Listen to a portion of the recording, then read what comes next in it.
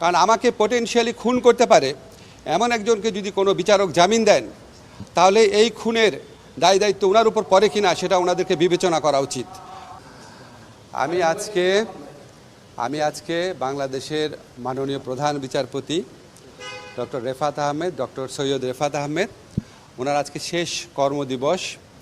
ওনাকে শুভেচ্ছা জানাতে এসেছিলাম, ওনাকে ধন্যবাদ জানাতে এসেছিলাম, কৃতজ্ঞতা জানাতে এসেছিলাম।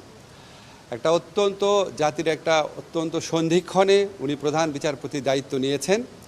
উনি আমাদের জুলাই যে গণ অভ্যুত্থান আছে সেটার যে প্রত্যাশা সেটা পূরণ করার জন্য বিচার বিভাগীয় যে সংস্কারগুলো ছিল সেই সংস্কারগুলোর ক্ষেত্রে অভিভাবকের ভূমিকা পালন করেছেন।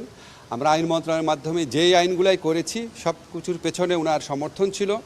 উনি আমাদের বিভিন্ন সময় যে বিভিন্ন কনসার্ন ছিল ব্যক্ত করেছি। একটা বিষয় আপনাদের বলে নেই, এটা নিয়ে এখনও প্রচুর আলোচনা হচ্ছে।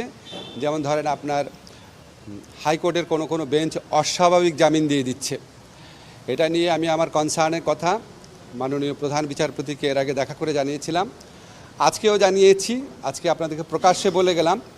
এর আগে যতবার দেখা হয়েছে ওনাকে বলেছি আমি, উনি ব্যবস্থা নিয়েছিলেন কিছু, যে বেঞ্চগুলো থেকে 4 ঘন্টায় 800 জামিন দেওয়া হয়েছিল, 800 মামলায় জামিন দেওয়া হয়েছিল, তিনি তাদেরকে ডেকেও পাঠিয়েছিলেন। উনি ওনার মতো ব্যবস্থা নিয়েছেন। তারপরও এই জামিনের প্রকোপ কিছুটা কমেছে, কিন্তু এখনও অব্যাহত আছে। আমরা যে অস্বাভাবিক জামিন, যেখানে আপনার একজন ব্যক্তি, একজন ভয়ঙ্কর ব্যক্তি যিনি জামিনে পেয়ে জুলাই গণ অভ্যুত্থানের যারা নায়ক আছে তাদের উপর হামলা করতে পারেন, এই ধরনের জামিন যখন হয় তখন আমরা প্রচণ্ড শঙ্কিত, আতঙ্কিত এবং উদ্বিগ্ন বোধ করি।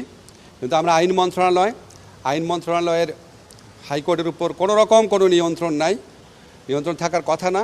হাইকোর্টের অভিভাবক হচ্ছেন মাননীয় প্রধান বিচারপতি। ওনার কাছে আগেও এ ব্যাপারে উৎকণ্ঠা জানিয়েছিলাম, আজকে আবারও জানিয়েছি।